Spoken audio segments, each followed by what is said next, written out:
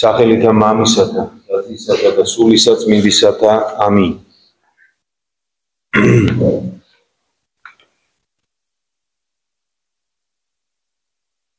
სარწმუნოებით იწოდა რა აბრაამ ერჩთა გამოსვლად ადგილსა მას, რომელიც დაპყრობად იყო მისა სამკვიდრებელად და გამოვიდა და არა უწყოდა ვიდრე მოვიდოდა. სარწმუნოებით მწირობდა ქვეყანასა მას აღთქმისასა, ვითარცა უცხოსა, კარავსა შინა მკვიდრობდა ისააკ და იაკობის თანა, მკვიდრთა მათ თანა მისივე აღთქმისათა. სარწმუნოებით შეწირა აბრაამ ისააკი გამოცდას ამას და მხოლოდ შობილს ამას შესწირვიდა, რომელმან აღთქმა იგი მოიღო, რომლის ამიმართ ითქვა ვითარმეთ, ისააკისაგან გეწოდო შენ ნათესავად. ესრეთ შეჰრაცხა ვითარმეთ, ყდრეთიცა აღდგინება ჩემძლებელ არს ღმერთი, რომლისათვისა იგავით მოიყვანა იგი. სარწმუნოებით მერმეთა მათვის ისააკმა ნაკურთხა იაკობ და ესავი. სარწმუნოებით იაკობმა მორა იკვდებოდა, თითოეულად ძენი იოსებისნი აკურთხნა და თაყვანის წად წვერსაზე და კვერთხის ამისისას. სარწმუნოებით იოსებ აღარა ესრულებოდა გამოსვლისათვის ძეთა ისრაელისათა მოიხსენა და ძვალთა თვისთათვის ამცნო. სარწმუნოებით მოსე იშვა რაი დამალეს 3 თვე მამა დედათა მისთან, რამე თუ იხილეს მკვირს ღრმა იგი და არა შეიშინეს ბრძანების ამისგან მეფისა. დღეს წმინდა ეკლესიამ განზრახში ერჩია ებრაელთა მიმართ პავლე მოციქულის ეპისტოლე, რადგან ძალიან მალე უდიდესი სასწაულის მომსწრე, რა თქმა უნდა ეს ისტორიული ფაქტი უკვე დიდი ხნის წინ მოხდა, მაგრამ დღესასწაულობითად უნდა გავხდეთ თითოეული ჩვენთაგან. შემოუსაზღვრავი, ყოველგამყოფი, დროის მიღმიერი ღმერთი უნდა გახდეს შემოსაზღვრული კაცი. იმისათვის რომ ადამიანი ცოდვის ტყვეობიდან გამოიხსნას. ეს რომ დაიჯერო ადამიანმა, ამისათვის არ გამოგადგება არც ლოგიკა, არც მეცნიერება, არაფერი, მხოლოდ ერთადერთი რამ, რწმენა. და ამიტომაც ყურადღებას ამახვილებს დღეს ეკლესია რწმენაზე და მოგვითხრობს დიდი მამამთავრების, ეს ძალიან მცირე მონაკვეთი იყო, თვითონ რაც წავიკითხეთ დღეს სამოციქულო, ისიც კი გამოკრებილად წავიკითხეთ, ძალიან ბევრი მაგალითი მოყავს პავლე მოციქულს და ბოლოში ამთავრებს, რომ დრო არ მაქვსო, თორე უფრო მეც კიდე ვილაპარაკებდი ამის შესახებ. ანუ განაძლიერებს ებრაელებს პავლე მოციქული მათივე წინაპრების რწმენის მაგალითის მოყვანა. ასევე რა თქმა უნდა ეკლესია თითოეულ ჩვენთაგანს. უნდა ვიდღესასწაულოთ რა, კიდე ერთხელ ვიმეორებ. ყველა სასწაულზე ალბათ უფრო დიდი სასწაული ღმერთის განკაცება ეკლესიას სურს რომ რწმენაში გაგვაძლიეროს და მოყავს აი ეს მაგალითები, რომელიც დღეს ჩვენ სამოციქულოსი მოვისმინეთ. შეიძლება ვიღაცა დაეჭვდეს და იფიქროს, რომ ეს ძალიან დიდი სასწაულია, რომ იმისთვის რომ ადამიანმა ესე უბრალოდ ირწმუნო, მაგრამ თუ დავაკვირდებით რა მაგალითი მოყავს პავლე მოციქულს, მივხვდებით, რომ ამ მაგალითებში მოყვანილი ადამიანებმა გაცილებით უფრო დიდი რწმენა აჩვენეს, ვიდრე ჩვენ დღეს მოგვითხოვებ. მაგალითად აბრაამს ერთმანეთის საწინააღმდეგო მცნებებს აძლევს ღმერთი თუ დაუკვირდებით. ნახეთ, ჯერ ეუბნება აბრაამს, რომ გამოდი დატოვე შენი მამის ქვეყანა და ქალაქი. გამოდი და მე დაგიმკვიდრებ შენ აღთქმულ მიწას. და მე მოგცემ შენ შთაომავლობას, რომელიც ცაზე ვარსკვლავებით გამრავლდება და ზღვაში ქვიშასავით. აი ამ ჩემი ამ აღთქმის, ესე ვთქვათ, ნიშანი არის ისააკი. ან პირდაპირ ეუბნება ღმერთი, რომ ისმაილისგან არ გამრავლდები შენ. მე ჩემი აღთქმის მკვიდრი არის ისააკი. აი ამას პირდება ღმერთი ა ブラ ამს და ეუბნება აი ამ პირობით ამას გიგპირდები მეშე. გამოდი და დატოვე ყველაფერი და ა ブラ ამი უპირობოდ ასრულებს მცნებას, რწმენით, როგორც პავლე მოციქული გვეუბნება, უჯერებს ღმერთს და მიდის. უჯერებს იმასაც, რომ უკვე ასაკს გადასული შვილიერება რომ წარმოუდგენელია, ცოლი გაუჩენს მას, აი სწორედ იმ აღთქმის შვილს, რომლისგანაც გამრავლდება. კიდევ ერთხელ ხაზგასმით ვამბობ და სჯერა ა ブラ ამს ამის. უჯერებს და მიყვება ღმერთს. იგივე ღმერთი ეუბნება ა ブラ ამს, რომ აი ის, ვისგანაც გითხარი რომ გამრავლდები, ისე რომ შენ შთამომავლობას ვერავინ ვერ მოთვლის. აი ის უნდა შემომწირო ეხლა მე და დაკლა როგორც ზვარაკი ჩემთვის. აი ერთმანეთის გამომრიცხავი ორი ბრძანება უფლისგან. მაგრამ ა ブラ ამი რწმენით ამასაც იღებს. ნახეთ, ამიტომ არის საოცარი მისი რწმენა.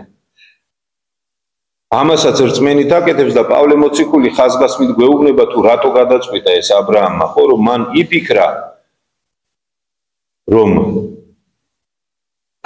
მისთვის ვინც მე აღმითქვა რომ გამამრავლებს მისი ისიც შესაძლებელი იქნება რომ ყდრეთით აღადგინოს ჩემს მიერ დაკლული შვილი. ნახეთ, როგორი რწმენა აქვს, ჯერ კიდე როდისაა მკვდართა აღდგომის რწმენა ა ブラ ამს. ჯერ კიდე როდის. ნახეთ, რატო არის მისი რწმენა და ჩვენი განსხვავებული. ა ブラ ამს ურთიერთსაპირისპირო რამეს ეუბნება ღმერთი და ერთისაც ჯერა და მეორისაც ჯერა. ასეთივე მაგალითები ჩვენ რა თქმა უნდა შეგვიძლია ჩამოვთვალოთ რწმენის ესეთი ძლიერი ცოცხალი რწმენის მაგალითები ჩვენ კი არ ჩამოვთვალოთ, პავლე მოციქულმა სხვა ჩამოგვითალა და ნუ გავაგრძელებთ ახლა საკმარისი იყოს ა ブラ ამის მაგალითის მოყვანა, ხო? აი ჩვენ კი როგორ რწმენას თხოვს ღმერთი. ჩვენთან პრაქტიკულად რომ დაფიქრდეს უსწორი იქნება ესეთი გამოთქმა, რწმენა არ გვჭირდება რომ დაფიქრდე ადამიანი. იმიტომ რომ ფაქტობრივი მაგალითი გვაქვს იმისა ვისიც გვწამს გულისხმობ იესო ქრისტეს. ფაქტია ის ისტორიული რომ ის არსებობდა. ფაქტია. ფაქტია ის რაც მან იქადადა და დაგვიტოვა ჩვენ. ისიც ფაქტია რომ ის ჯვარზე გააკრეს, მოკვდა და აღდგა. ეს ფაქტია. ისტორიულად გადმოცემით ჩვენამდე მოტანილი ფაქტი.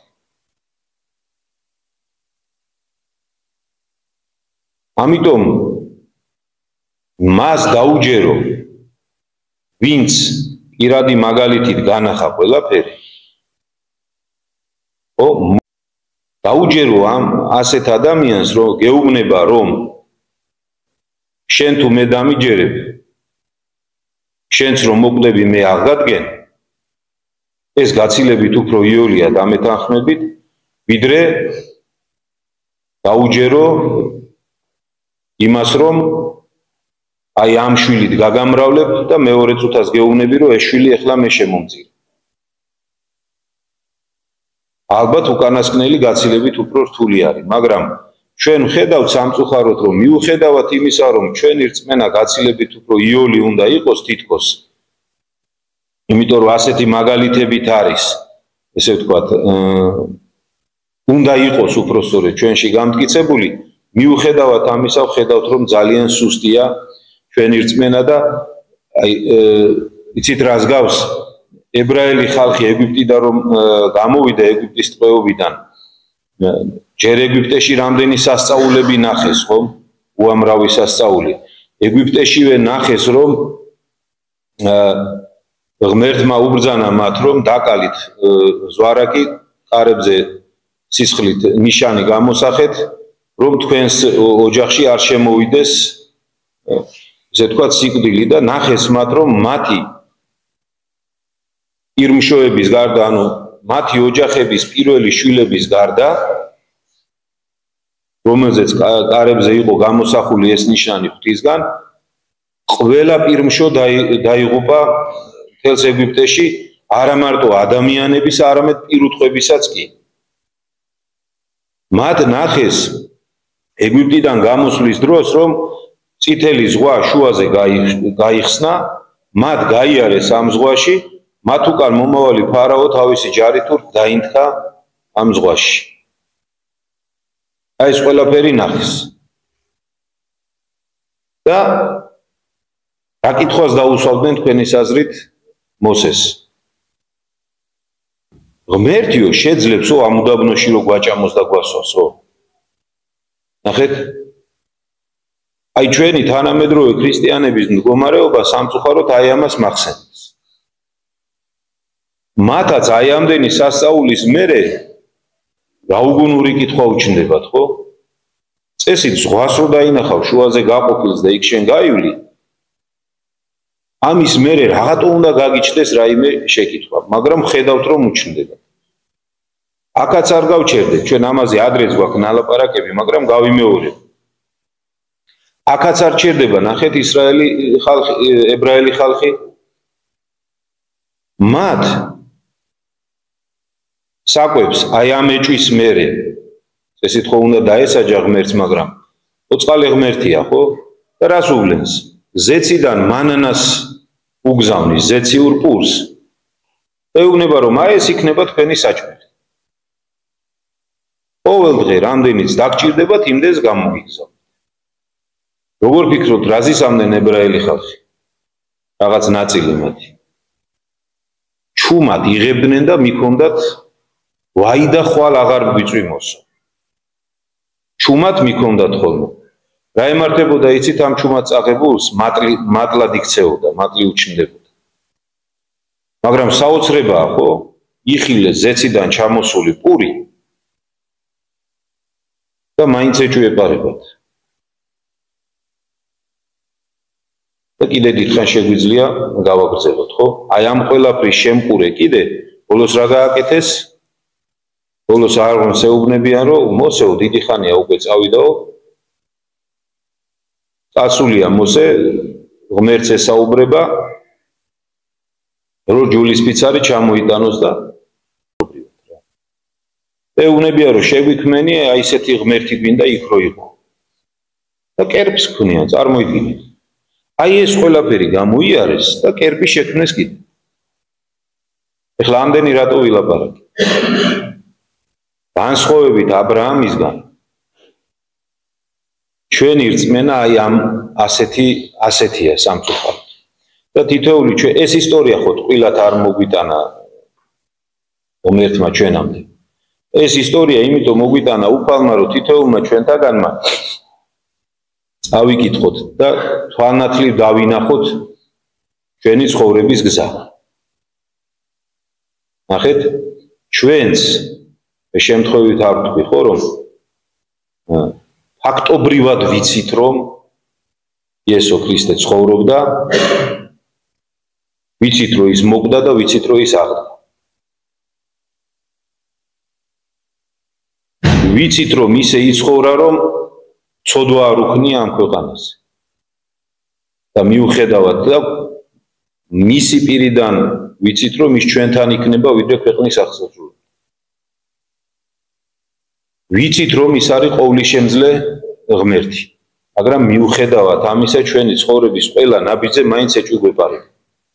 აქ შეძლებს ეხლა ნეტა გამოვა და უბედურება იცით რა არის? აი ამ ეჭვების გამო ისე როგორც ის ებრაელები, ვინც მანანას იპარავდა და მათ ჯიბეში ის მატლად ექცეოდათ, აი ჩვენ ცხოვრებასაც ზუსტად ესე ვიფუჭებთ. თითოეული ასეთი ეჭვით აი ეს მატლი გვიჩნდება ჩვენ, რომელიც ხრავს მერე ჩვენ ცხოვრებას, რომელიც გვაუბედურებს მერე ჩვენ. მაგრამ ჩვენ ჯიუტად ისევ იგივეს ვიმეორებთ. მეორე დღეს ისევ გვიწვიმებს ღერთი, მესამე დღეს ისევ იგივეს ვაკეთებთ. მეოთხეზე ისევ და აი მე გაგიჩნდებათ რატო ვიტანჯებით? აი ამიტომ ვიტანჯებით. რაოდენ მშვიდი იქნებოდა მათი ცხოვრება, რომ დაეჯერებინათ ღმერთისთვის, ხო?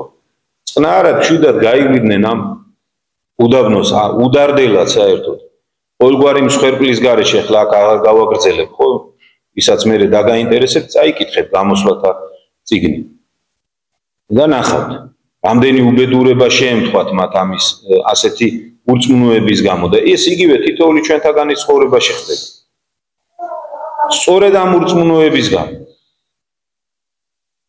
მაშინ როდესაც მორწმუნეებს ღმერთი თვითონ დაატარებს ა ブラ ამის ცხოვრება ამის ნათელი მაგალითიც არის ხო როგორ გამოუჩნდებოდა ხოლმე ღმერთი ჩვენებებში იმ ადამიანებს ვისაც ა ブラ ამისთვის რაიმეს დაზიანება სურდათ ნებსი თუ უნებლიეთ და როგორ ეუბნებოდა ღმერთი რომ ეს კაცი ჩემი ამ კაცს არავინ ამას რაიმეს დაუშავებ და ჩემი რისხვა არ აღწდება პირდაპირ ესე ეჩვენებოდა ხოლმე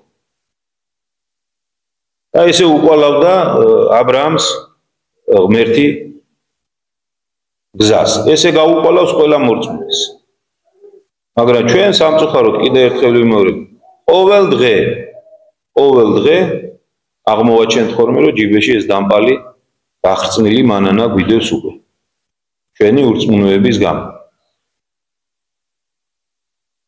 ესე ვიქცევი თავს ნუ მოვიტყვეთ პატარაშიც და დიჩით სამწუხაროდ მაგრამ უფრო ხშირად უნდა ვთქვათ რომ პატარაში მცირედში გონია რომ ეს არ აუშავს არა და სინამდვილეში ხო ესე არა გუშინ წავიკითხეთ სახარება ხო ვინც მცირეზე ურწმუნოა ის დიდზეც ურწმუნო იქნება გამორიცხულია თუ მცირეზე სარწმუნო ახარ დიდს ვინ მოგცემს ეს სახარების სწავლებაა ხო ამიტომაც თითოეული ჩვენთაგანი უნდა ცდილობდეს რომ ყველაზე მცირეშიც კი ცხოვრებაში იყოს ყველაზე მცირეშიც კი ღვთის სიტყვის აღმასრულებელი ყველაზე მცირეშიც კი არ არის საჭირო ეჭვები ნეტა ეს ესე იქნება ნეტა ის ისე იქნება იცი ღვთის სიტყვა გაუჯერე რა იმიტომ რომ დაფიქრდე სხვა აბა ვის უნდა დაუჯერო თუ ქრისტეს არ უჯერებ აბა ვის უჯერებ აშე ხო გამოდის რომ გგონია რომ საკუთარ თავს უჯერებ მაგრამ სინამდვილეში ეს მაქვს უჯერებ მას უჯერებ ვინც არის მოწადინებული არ ჭამს არ სვავს არ ძინავს რომ შენ დაგუყოს შენ იმას უჯერებ და ქრისტეს ვინც შენთვის მოკვდა იმას არ უჯერებ რატომ მოკვდა ქრისტე რატომ მოკვდა რა მიზანი ამოძრავებდა მითხარით აბა დავფიქრდეთ რა მიზანი ამოძრავებდა რატო განკაცდა რატო იტვირთა ამდენი ტანჯვა წამება რატო ერთადერთი მიზანი ჩვენი გადარჩენა იყო და ჩვენ მას ზურგს ვაქცევთ და ვისი ერთადერთი მიზანიც არის ჩვენი დაღუპვა იმას ძალიან ხშირად უჯერებთ ძალიან ხშირად ეს ძალიან მარტივ რაღაცეებში უნდა დავიჭიროთ ჩვენი თავი კიდე ერთხელ ვიმეორებ ძალიან მარტივ რაღაცეებში აი ელემენტარული ვიღაცა რაღაცას რო გვეკითხება თავის გამოძვრენა გინდა და მოიტყუები უღალატე ქრისტეს შენ მისი ჯვარი გააცრუ აი მისი მსხვერპლს შეურაცხყოფა მიაღწია მოციქული რო გვასწავლის რომ თქვენო რაიმე სხვა რამით კი არა ხართ გამოსყიდულიო სისხლით ხართ ნაპიგდებიო ამით რისი თქმა უნდა მოციქულს რომ დააფიქრდი მეუნება თითოეულ ჩვენთაგანს დააფიქრდით რა ფასი აქვს თქვენ ცხოვრებას ანუ მიხვდით ხო მაცხოვარმა თავისი მსხვერპლით ჩვენი ცხოვრების ფასი აწია თითოეული ჩვენთაგანის ფასი აიწია ძალიან და ამის შეურაცხყოფას უკვე არავის აღარ აპატიებს ღმერთი იმიტომ რომ მან თავის მხრიდან ყველაფერი გააკეთა ეხლა დაგვიტოვა ჩვენ ფაქტობრივად გასაკეთებელიც არაფერი არ აქვს ფაქტობრივად გასაკეთებელიც არაფერი არ აქვს ხო ყველაფერი გააკეთა ჩვენ მაგივრად ერთადერთი დაგვიტოვა რომ ირწმუნეთ და ჩემი მცნებები დაიცავთ და აქაც არ დაგვტოვა შეწევის გარეშე აქაც გითხრა რომ სუსტები ხარ ვიცი ამიტომ მოდი სინანულს მოგცემთ. და სინანულში არ დაგვტოვა უსასოდ და გითხრა, რომ 70 ჯერ 7 დღეში ამდენჯერ რომ შეგწოდო შენმა ძმამო, აპატიო. ანუ უსაზღვრო რაოდენობით აპატიო. ამით რა გითხრა ღმერთმა? ეს საზღვარი თუ ჩვენ დაგვიწესა ერთმანეთისთვის. თქვენ როგორ ფიქრობთ, თვითონ რამდენზეა წამსვლელი რომ ჩვენ გვაპატიოს? მის წყალობა საზღვარი არა. საზღვარი არის მხოლოდ ჩვენში. და ჩვენს რწმენაში. თუ ადამიანს სჯერა, რომ ქრისტე მისთვის მოკდა ჯვარზე, ამის იჯერა და ამ იდეით ცხოვრობს და თუ ადამიანს სჯერა, რომ ის მოკვდება რა მას ღმერთი აღადგენს კუდრეთით, თუ ამის ჯერა ადამიანს და ამ მიზნით ცხოვრობს, მიუხედავად იმისა, რომ შეიძლება ამ გზაზე წაიბორძიკოს, ასეთ ადამიანს ღმერთი აუცილებლად აცხოვრებს. ჩვენ აი ამისა უნდა გვჯეროდეს, რომ ჩვენთვის მოკვდა და რომ ჩვენ აღვადგინოს. თუ ამის არ ჯერა ადამიანს, ის მართლმადიდებელი ვერა. და ეს ყველაფერი იწყება მაცხოვრის შობით. რწმენის ეს საიდუმლო იწყება მაცხოვრის შობით. ჩვენ ველოდებით დღესასწაულს კიდევ ერთხელ ვიმეორებ, რომელიც ადამიანის გონებისთვის მიუწვდომელია. როგორ გახდა დაუსაბამო დასაბამის მქონე. აბა აი უბრალოდ დავფიქრდეთ. დაუსაბამო ღმერთს განკაცდა და დასაბამიერი კაცია. მას პირობითად უძახიან კაც დაუსაბამოს, მაგრამ ეს მისი ღვთაებრივი ბუნებით, ისე დაუსაბამო, გახდა დასაბამია. არ შემოუსაზღვრელი გახდა შემოსაზღვრული. ხო? ჩვენთვის შიოდა, ჩვენთვის ტკიოდა. აი უბრალოდ ეს ყველაფერი ახლა რამენაირად, აი როცა აქედან გახვალთ, მე დაფიქრდით და რაღაცნაირად ლოგიკური ჯაჭვი ააწვით. ძალიან გაგიჭირდება. ეს აი დღეს ჩვენ ლოცვებში წავიკითხეთ, ესეთ სიტყვებმა გაიჟღერა და მომხდა ხურში ძალიან. როგორ მოხდა ეს? მხოლოდ მან უწყის. მხოლოდ მან უწყის. როგორ განკაცდა ის, ეს რანაირად მოხდა, მხოლოდ მან უწყის. ჩვენ მარტივად ვიცით, რომ განკაცდა, იმიტომ რომ წამს იმის, რომ ის არის სრული კაცი და სრული ღმერთი და წამს იმის, რომ ეს მოხდა. ისე, რომ აი ეს შეერთება ვერც ვერასდროს შეირევა ერთმანეთში და ვერც ვერასდროს გაიყოფა ერთმანეთისგან. აი ამის წამს თითოეულ ჩვენთაგანს მართლმორწმუნე ქრისტიანს. ჩვენ წამს ორბუნებოვანი ქრისტე. ღმერთი და კაცი. ოღონდ არა ორი. არამედ ერთ პიროვნებაში ეს ყველაფერი გაერთიანებული. როგორ ეს მხოლოდ მან იცის. ჩვენ გვწამს ის, რაც მან გვითხრა. ისევე როგორც აბრაამს წამდა, რომ თუ ის თავის ძეს დაკლავდა, ღვთისთვის ღმერთს შეეძლო მისი ძის ისევ მკვდრეთით აღდგინება. ჩვენც ესე ყოველგვარი ლოგიკის მიღმა გვწამს, იმიტომ რომ ეს მხოლოდ მას შეუძლია ჩვენს ღმერთს. ერთმა დაგვეცო და გაკურთხო და შეურყეველი რწმენა მოგცეს სიცოცხლის ბოლომდე, რომ როდესაც ჩვენი დრო დადგება და ღვთის წინაშე დავდგებით, ეს მაინც გვეთქვას, რომ უფალო ჩვენ გვწამდა ისე, როგორც ჩვენმა ღვთისმეტყველებმა გვასწავლეს. კი, ბევრჯერ დავეცით, ბევრჯერ წავიბორძიკეთ, ფაქტობრივად არც არაფერი ცხოვრებაში ღირსეული არ გაგვიკეტებია, მაგრამ გვწამდა, მოყვებოდით, აი ეს მაინც შეგვეძლოს გვეთქვას. უფალმა დაგვეცო და გაკურთხო.